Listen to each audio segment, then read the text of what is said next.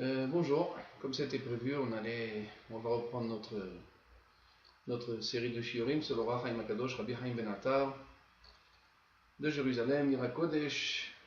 Aujourd'hui, nous allons faire un petit peu encore, nous allons parler un peu de l'histoire du Roi Chaim Akadosh. On va essayer, si Dieu veut, de faire un peu de récapitulatif sur les dates principales et historiques du Ham Israël à cette époque-là. Comme je vous l'ai dit la dernière fois, comme on en a parlé, les dates du Roi Chaim Akadosh sont de l'année 5456 jusqu'à l'année 5503, qui est la date de son décès, le 15 Tammuz de l'année 5503. En date laïque, ça correspond en 1696 jusqu'à la date 1743. C'est la date du Roi Chaim Akadosh. Ça veut dire que c'est les époques du XVIIe et XVIIIe siècle. C'était une époque pleine d'événements en Europe, avec l'Angleterre, la France et l'Espagne qui étaient les principaux pays qui étaient des, comment on dit en français, Ma'atzama, qui étaient des empires, la France, l'Angleterre et l'Espagne. Pour revenir un petit peu dans les années de l'Espagne, vous savez bien qu'il y a eu l'Inquisition dans les années à peu près 1400. C'était l'Inquisition, comme vous le savez, les Juifs avaient été très maltraités et on ne leur permettait plus de continuer à vivre leur judaïsme comme il était. Et c'est à ce moment-là qu'une partie du peuple juif est partie dans les pays d'Europe, en Pologne, en France, en Ukraine, et une partie sont partis dans les pays d'Afrique du Nord, la Tunisie, le Maroc, l'Algérie, l'Égypte, la Libye, et ainsi de suite, comme vous le savez après l'histoire qui a suivi à tout cela. Et la famille Ben Attar, donc les aïeux de Rabbi Chaim Ben Attar, était une famille, comme on a dit, aisée, qui vivaient du commerce. C'était des gens du commerce. Et ils étaient tellement dans le commerce qu'ils avaient un rôle très important dans la vie économique du Maroc. Effectivement, comme c'est marqué dans des livres historiques, à cette époque-là, donc du fait qu'ils étaient partis de l'Espagne et ils avaient immigré au Maroc, ils avaient pris avec eux le côté commerce de l'Espagne. En Espagne, le commerce était important. C'était le grand commerce qui se passait, puisque effectivement le passage du Maroc à l'Espagne, c'était un passage commercial. Tout se passait à travers le Maroc et l'Espagne. Et les Juifs étaient à la tête de tout le commerce. En Maroc, dans ces années-là, à l'époque de l'Inquisition, c'est-à-dire lorsque l'Inquisition s'est passée, dans les années 1400,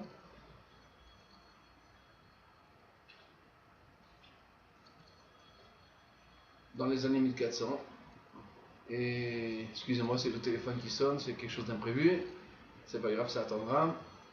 Donc au Maroc, c'était au contraire, c'était des pays pauvres, c'était des pays dans lesquels les gens vivaient de leurs mains, des paysans, des métiers artisanaux, donc ils ne permettaient pas aux gens de s'enrichir. Lorsque les Juifs sont arrivés d'Espagne vers le Maroc, c'est à ce moment-là que les Juifs ont commencé à amener avec eux la richesse et le commerce, et l'importance comme ça du commerce. Et comme ça, le Maroc a commencé à avoir un siksoug, comme on dit en hébreu. Ça veut dire le commerce a commencé, l'économie marocaine, le pays du Maroc, dans les principales villes, bien sûr, les villes comme Casablanca, Rabat, Meknes, toutes les grandes villes du Maroc ont connu une expansion économique très importante. Et c'était vers les années 1400, et ça a duré comme ça 150 ans à peu près, jusqu'à l'année 1550, où a commencé à ce moment-là la jalousie des Arabes islamiques. Et à ce moment-là, ils sont montés au pouvoir. C'était pas le pouvoir, à l'époque, c'était des tribus qui dominaient. Chaque partie du Maroc était dominée par une tribu. Et là où il y avait la force, c'est lui qui prenait le pouvoir et c'est lui qui dominait surtout. Et ainsi, comme ça, pendant 150 ans, les Juifs ont vécu des années bonnes, de bonnes années. où ils ont pu grandir économiquement. Ils ont pu financièrement devenir des gens très importants dans le Maroc, à un tel point que tous les chefs principaux du Maroc ne comptaient que sur les Juifs pour faire marcher leur commerce. Jusqu'à l'année 1550 à peu près, ça veut dire 150 ans après l'acquisition, ce qui correspondait à peu près à l'année 1500, ça a commencé, les pogroms, ça a commencé les difficultés avec les islamistes. À ce moment-là, ils sont montés au pouvoir. Ça veut dire que chaque clan qui montait un peu au Maroc ont commencé à faire des supplices aux communautés juives, ont commencé à leur voler leur argent, à piller leur argent. Et dans ce contexte-là, Rabbi Haïm Ben Attar est né. Comme on a dit tout à l'heure, dans la date de 1696, c'était le début, c'était vers la naissance du roi Haïm Akadosh, 1456. Or, Haïm Akadosh nous raconte plusieurs fois dans ses écrits les souffrances qu'ils ont traversées, que les communautés juives ont traversées dans ces époques-là. Principalement, si on connaît de notre époque les événements de Syrie, avec Daesh, avec les souffrances, avec tout ce qu'on a entendu, chacun entend de ce qui se passe en Syrie. Ce qui se passait au Maroc, c'était la même chose. C'était les mêmes souffrances. On brûlait des gens vivants, on coupait des mains. C'était les souffrances, des Juifs ont été tués. Kiddush Hashem, en aucun cas ils ne voulaient renoncer à leur foi. Ils ne voulaient pas renoncer à leur émouna. Et ainsi, des communautés entières ont été exterminées par les Arabes, par les islamistes. Et c'était comme ça les rédifot. C'est quoi les rédifot? C'est, comme on dit en hébreu, rédifot, ce sont les poursuites. Les Juifs étaient poursuivis. Là où ils allaient, on les poursuivait. C'était comme ça le début de la montée de l'islamisme. Et c'est là où ils ont commencé à faire souffrir les Juifs. Le grand-père de Rabbi Haïm Ben Attar, donc Rabbi Haïm Agadol, était une des têtes qui était très recherchée par les Arabes. Pourquoi? Car son rôle était très important au Maroc, puisqu'il avait le pouvoir financier. Il avait la force financière. Et donc, tous les gens, les Marocains, qui étaient des chefs du Maroc, toujours avaient besoin de lui dans beaucoup de choses, car il était l'intermédiaire entre la communauté juive et le Maroc. Et comme on l'a dit à ce moment-là, on commençait la montée de l'islamisme, et petit à petit, des communautés, le Rabbi Haïm a été poursuivi par les musulmans, et ainsi que son fils, Rabbi Moshe Ben Attar. Et c'était leur richesse petit à petit est descendue. Les hâte, ont rentré dans leur vie, et petit à petit, on a commencé à les poursuivre. Et à chaque fois, les Juifs devaient exiler d'un endroit à un autre. De Salé, ils devaient partir à Fès. De Fès, ils sont partis à Meknes. De Meknes, ils sont partis à Tétouan. Et ainsi, toute la communauté juive marocaine a commencé à supporter des grandes épreuves, des grandes souffrances. Je voudrais vous lire un texte du Roi Haïm Akadosh sur la parasha Tzav, et vous allez comprendre pourquoi je vous parle de ça. Dans la parasha Tzav, dans le Chumash Vaïkra, le Roi Haïm Akadosh nous parle de ses souffrances. Et il nous dit comme ça. וידבר אדוני אל משה לאמור, צב את אהרון ואת בניו לאמור, זאת תורת העולה, היא העולה על מוקדה על מזבח כל הלילה, עד הבוקר. ואש המזבח תוקד בו. ולבש הכהן מידו בד ומכנסי בד, ילבש על בשרו, והרים את הדשן אשר תאכל האש, את העולה למזבח, ושמו אצל המזבח. On va traduire ces quelques phrases. Et Parashat Tzav commence en disant comme ça. Et Dieu parle à Moshe et lui dit, ordonne à Aaron et à ses enfants et dis-leur, voici la loi du sacrifice du Ola. Vous savez c'est quoi le Korban Ola? C'est des fois lorsque quelqu'un voulait offrir une offrande. C'était pas une offrande, c'était si quelqu'un avait transgressé une mitzvah tassée. Alors on offrait un Korban. Suivant la faute que quelqu'un avait fait, si c'était une faute qui devait amener un korban hatat, comme Srilul Shabbat, on transgressait une avéra de la Torah, alors la personne amenait au Beth Amikdash un korban hatat. Si la personne avait simplement voulu faire une offrande au Beth Amikdash, c'est un korban toda, shlamim, une partie allait sur le misbéar et une partie les Kohanim le mangeaient. Korban Ola, ça venait sur Bitul Mitzvot Assez. Lorsque quelqu'un transgressait une mitzvah positive, par exemple, si par exemple quelqu'un n'avait pas mis une mitzvah Assez, n'avait pas mis les tefilin, alors il y avait une mitzvah d'amener un Korban Ola. Ce Korban Ola, nous dit la Torah, il fallait qu'il brûle sur le misbéar, il fallait qu'il brûle sur l'autel qu'il y avait dans le Beth Amikdash toute la nuit. C'était son zman de sacrifice, c'était la nuit. Et ainsi le pasuk nous dit Ad haboker, jusqu'au matin, ce korban ola devait se consumer. Et la Torah continue, nous dit Ve'esh ha-misbeach tukatbo. Et le feu de ce misbeach, le feu de cet autel, devra le consumer, devra brûler sur cet autel et ainsi brûler le korban ola. Ça veut dire le korban ola était un korban sur lequel aucun Kohen ni Israël n'avait une part dans ce korban. C'était un korban qui était entièrement brûlé, l'Hachem Yitbarach. C'était un korban qu'on offrait entièrement que pour Hachem. Un korban de Kedusha, Kodesh Kodashim. C'était le Saint des Saints, c'était le korban qui était entièrement que pour Hachem. Ni Kohen ni Israël n'avaient une part dans ce korban. Continue le pasuk et il nous dit et le Kohen mettra des habits midobad ou mirnesebad, un vêtement de lin ou mirnesebad et ainsi des pantalons de lin. Ça veut dire le Kohen ne s'habillait pas avec les habits d'or, avec les beaux habits, et là il mettait des vêtements simples, des vêtements blancs à lesquels il s'habillait, et ainsi il devait les mettre al bessaro. Et après il venait prendre le déchet, il venait prendre les cendres de ce korban. Les cendres, donc c'est quoi? Les résidus du korban qui avait brûlé. L'autel avait brûlé ce korban, on prenait les cendres de cet autel et il les mettait et ainsi comme ça il enlevait les cendres de ce korban. Il le mettait sur un endroit qui était fait pour cela, à côté du misbéar. Et ainsi, le pasuk nous dit, on verra tout de suite ce que la Torah veut nous dire par là.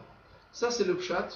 C'est-à-dire, c'est comme on a expliqué plusieurs fois, le Or HaChaim nous parle souvent que d'abord l'explication la plus simple, c'est ce que je viens de vous expliquer, que le pasuk parle du Korban Ola. Korban Ola. Or HaChaim, avec son habitude, nous interprète cette chose-là d'après le Remez. Comme je vous ai expliqué la dernière fois, c'est quoi le Remez? C'est l'allusion. La Torah nous fait allusion à autre chose que le Korban Ola. Cette partie de la Torah, donc Vaikra, Perek Vav, paragraphe Vav et le verset 6, nous fait allusion sur autre chose. Le Raham nous dit sur quelle allusion nous fait allusion le Pasuk? Sur la galoute. Sur la galoute à Haran, sur cette galoute dans laquelle on se trouve. Comme vous le savez, le Beth Amikdash a été détruit en l'année 3820. Et aujourd'hui, on se trouve en 5776. Ça veut dire que ça fait près de 2000. Ça fait combien? 1900 et quelques années. 1956 ans que le Beth Amikdash a été détruit. Et depuis ce jour-là, le Ham Israël n'a fait que d'aller en galoute en galoute. Comme on l'a dit tout à l'heure, les Juifs sont partis en Bavel, l'exil de Bavel. Après l'exil de Bavel, ils sont revenus en Israël. Beth Amikdash est reconstruit 70 ans après. Après le deuxième Khurban Beth Amikdash, les Romains ont exilé le Ham Israël. Et c'est là où ont commencé toutes les galouyot du Ham Israël. 1900 ans de galouyot, et principalement, comme on l'a dit tout à l'heure, en Espagne, avec l'Inquisition, les souffrances. Celui qui ne voulait pas se plier aux lois du christianisme était bien sûr maltraité. D'un côté les chrétiens en Espagne, d'un côté les musulmans dans les pays arabes, au Maroc, en Algérie, et ainsi de suite dans tous les pays arabes. Et ainsi 1900 années de souffrance, le Ham Israël traverse. Bien le Or HaChaim nous dit dans cette paracha qu'un homme, lorsqu'il voit tout ça, 1900 années de souffrance, la Torah vient et elle veut nous consoler. Et elle veut nous dire comme ça.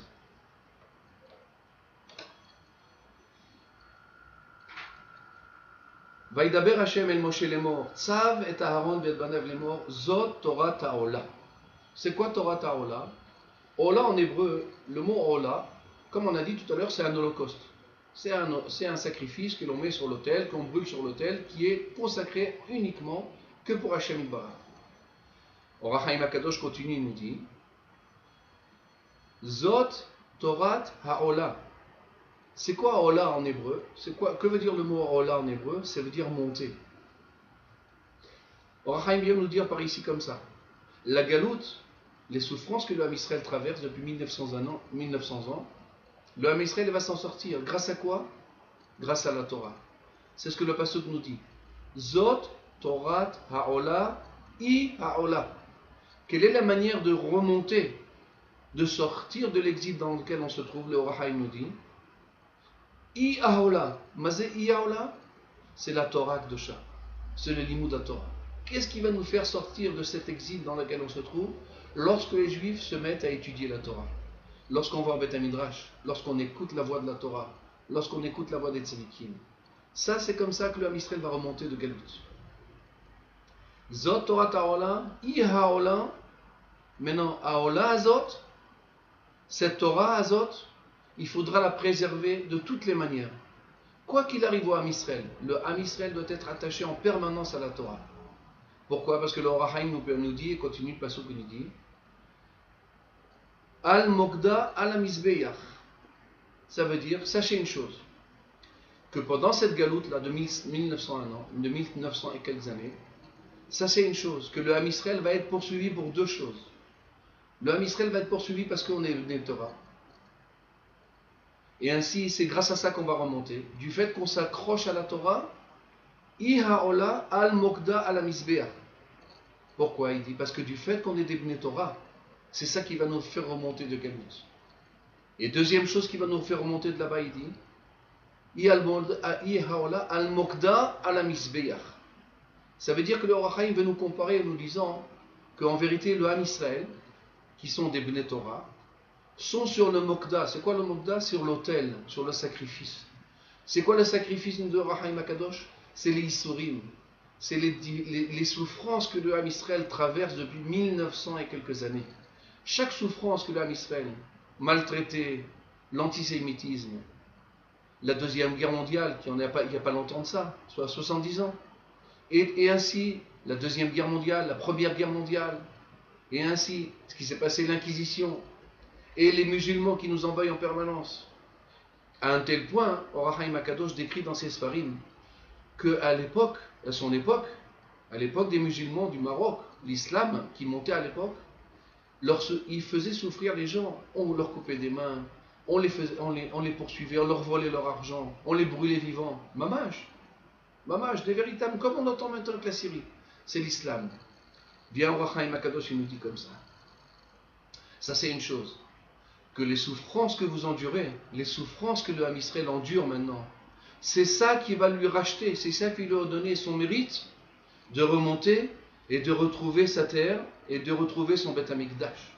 Ça veut dire c'est une manière pour Akadosh Baruch Hu, lorsque Akadosh Baruch Hu veut pardonner les péchés du Ham Israël, parce qu'il ne faut pas oublier, la galoute, l'exil du Ham Israël est venu pour une chose. Il ne faut pas oublier cette chose-là.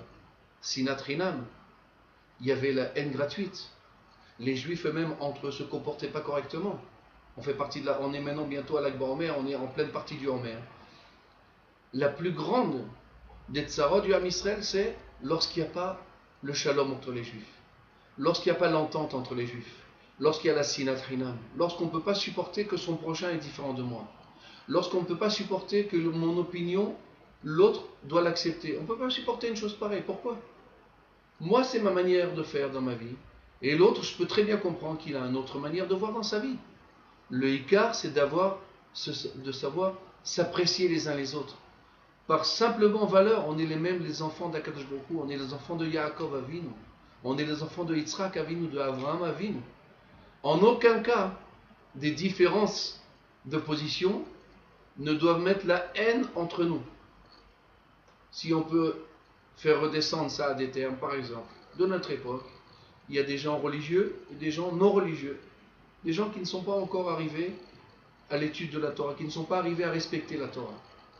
Si on arrive à savoir se respecter les uns et les autres, à savoir vivre ensemble, ça veut dire à comprendre que mon prochain, même s'il n'est pas comme moi je suis, Aval, il a ses valeurs morales, il a des valeurs que moi je n'ai pas. Et ces valeurs-là, je dois les apprendre. Et ainsi de suite. Celui qui est laïque doit apprendre à respecter le religieux, à respecter celui qui veut respecter la Torah. Donc, comme on disait tout à l'heure, comme on vient de dire à l'instant, ces souffrances que l'âme Israël traverse, ces persécutions qu'on a traversées depuis des dizaines d'années, des centaines d'années, c'est en vérité un pardon, c'est une kapara pour tout ce que l'on aurait pu faire de pas correct un homme envers son prochain lorsque le Beth Amikdash a été détruit. Et ainsi, lorsque le Ham Israël, il va savoir ça, alors il va apprendre, comme on a dit dans le shiur précédent, que la guérison des épreuves, la guérison des souffrances, c'est de les recevoir Bé'ahava. Lorsque Ham Israël comprendra que ces souffrances, elles sont en vérité qu'une kapara, qui ne sont que pour notre bien. Et rien que le Ham et toutes les souffrances que le Ham Israël peut traverser dans ce monde-là, ce n'est que pour notre bien. Et c'est ça que le pasuk veut nous dire, l'Or HaChaim HaKadosh. Zot Torah Ta'ola. Comment le juif il va remonter de sa galoute? Zot Torah Ta'ola, I Aola. La Torah, lorsque l'âme Israël va s'attacher à la Torah, I Aola, c'est ça qui va nous faire remonter d'exil. Et il continue le pasuk nous disant I Aola al Mogda al Misbeach. Ça veut dire que grâce à la Torah, on va surmonter les épreuves qui sont le Mokda, le Moked, qui sont le Misbéar. L'autel, c'est les épreuves et les souffrances que le Ham Israël traverse. Et ainsi, Kol Alayla. Et ainsi, on sera sur l'autel toute la nuit. La nuit représente l'obscurité. C'est quoi l'obscurité qui représente la galoute? Ad Haboker. Jusqu'au petit matin. Jusqu'au matin, c'est le Zman du Korban Ola. C'est quoi le matin? Le matin, lorsque le jour se lève, alors la paisibilité règne sur le monde. Les épreuves de la nuit, la peur de la nuit disparaît. Et maintenant, on commence à voir clair. On commence à comprendre les buts de la vie et les merveilles qu'Akadosh Baruch Hu va faire pour nous. Et ça, c'est le début de la Géoula. La Géoula est comparée au matin. De la même manière que la nuit, c'est les épreuves, de la même manière, le matin, c'est la Géoula, c'est la délivrance. Or, Haïm nous dit comme ça. Le Beth Amikdash a été détruit en 3820. Et il y a marqué comme ça que la galoute va durer toute la nuit. Maintenant, faites le compte. 3820, Beth Amikdash a été détruit. Si on fait la comparaison entre la nuit et le jour et les années d'Akadosh Baruch Hu, alors il faut savoir, une année d'Akadosh Baruch Hu, c'est 1000 ans. Une journée qui est Elef Shanim Be'ainecha Keyom Etmol Ki Ya'avor. Parce que 1000 ans pour toi qui sont passés, c'est comme un jour pour toi. Un jour d'Akadosh Baruch Hu, c'est 1000 ans. Et comme vous le savez bien, le jour d'après le judaïsme commence la nuit. Vayahi Erev, Vayahi Boker, Yom Echad. Vayahi Erev, Vayahi Boker. Le jour commence toujours par le coucher du soleil. C'est le début du jour d'après. Au coucher du soleil commence la journée d'après. Donc d'abord, Vayahi Erev, Vayahi Boker, Yom Echad. Donc d'abord, on doit passer le shlav de la nuit. Première partie de la journée, c'est la nuit. Et ensuite, au petit matin, lorsque le jour se lève, commence la journée. Donc, on reprend dans notre compte. Beth Amikdash a été détruit en 3820. 3820, c'est le coucher du soleil. On arrive vers le 4000, vers l'année 4000. L'année 4000, apparemment, devrait commencer maintenant la Géoula, puisqu'on a traversé la galoute 170 ans. Ensuite, qu'est-ce qui se passe? 170 ans, 3820 plus 180, on arrive Bédiouk à l'année 4000. L'année 4000, apparemment, devrait être le début de l'espoir de la Géoula. Mais quand exactement? Ad Aboker. Ça veut dire qu'il faut attendre le matin du quatrième millénaire. Ça veut dire, le matin, ça serait quand, d'après notre compte, d'après le judaïsme? On a dit 500 ans c'est la nuit, 500 ans c'est le jour. Comme on a dit, un jour commence par la nuit, 500 ans c'est le début de la nuit, et ensuite arrive le petit matin, on arrive au début de la Géoula. Donc normalement, la Géoula aurait dû avoir lieu en 4500, c'était le début de la Géoula. C'était à ce moment-là qu'on aurait dû commencer à voir le début de la Géoula. Mais comme on dit le Or HaChaim HaKadosh, à ce moment-là, les Bnei Israël ont fauté. Et malheureusement, la Géoula, la délivrance, a été repoussée pour le prochain 1000 ans. Ça veut dire, au lieu d'être délivré en 4500, l'ère de la Géoula, l'ère de la délivrance du Ham Israël, ne sera que seulement en 5500. Ça veut dire, le Or HaChaim nous fait le compte ici et veut nous dire, ça c'est une chose. Vous avez passé le 5e millénaire, vous n'avez pas été délivré. Espérez maintenant qu'il va venir au 6e millénaire, parce que plus que 6000 ans, il n'y aura pas. Ketz HaGeoula, c'est le 6e millénaire. Ça veut dire que lorsque arrivera la 6000 année, c'est la fin des souffrances du Ham Israël. On se trouve aujourd'hui en 5776. Or HaChaim HaKadosh a vécu en 5456 jusqu'en 5503. 5503, si vous comprenez ce que je veux vous dire, 5503 c'est le début de la journée de la Géoula. Comme on a dit encore une fois, 1000 ans, Vaye Erev, Vaye Boker. D'abord on commence par le soir, c'est la nuit, c'est la galoute. 500 ans après, c'est le petit matin, c'est le début de la Géoula. Ça veut dire, c'est un moment propice pour recevoir la Géoula. Ça veut dire qu'en 4500, on n'a pas été méritant, le Ham Israël a perdu à ce moment-là, et au lieu d'avoir la Géoula, on a eu d'autres souffrances. On a eu des souffrances, le Ham Israël a été encore poursuivi, et on a perdu cette occasion de se rapprocher d'Akadosh Baruch Hu. Vient le Or HaChaim HaKadosh et nous dit, le deuxième matin, ça veut dire en 5500, à ce moment-là, c'est le nouvel ère de la Géoula, l'ère messianique qui commence. Et je peux vous rappeler quelques dates, et vous allez comprendre pourquoi les 250 années qu'on a vécues déjà depuis 5500, c'est une ère messianique propice à la Géoula. Par exemple, sachez une chose, le Baal Shem Tov, qui était donc le père de la Chassidoute, qui était le début de la Chassidoute, et la Chassidoute, vous savez bien, c'est le début de la Géoula, parce que le Baal Shem Tov a amené l'espoir à tous les Juifs de pouvoir s'approcher d'Akadosh Baruch Hu. Et c'est ça la véritable Géoula du Ham Israël. Le Baal Shem Tov a vécu, est né en 1698, ce qui correspond en 5450. Or HaChaim HaKadosh, 5456. Baal Shem Tov, on a dit. Rabbi Nachman mi Breslev, 5532. Ce sont des dates qui ont mamash marqué le Ham Israël. Pourquoi? Parce que chacun d'entre eux ont amené une nouvelle ère, ont amené un nouvel espoir en Israël. Donc on voit que cette Géoula, elle est très proche. Malheureusement, avant la naissance du Or HaChaim HaKadosh, c'était encore la nuit. C'était les épreuves. L'épreuve du Ham Israël. Le Ham Israël a souffert pendant ces époques-là. En 5400, les années 5400, c'était les années les plus dures pour le Ham Israël. C'était les époques des poursuites. Aussi bien en Europe, aussi bien que dans les pays d'Afrique du Nord. Vient le Or HaChaim HaKadosh et nous rassure. Il dit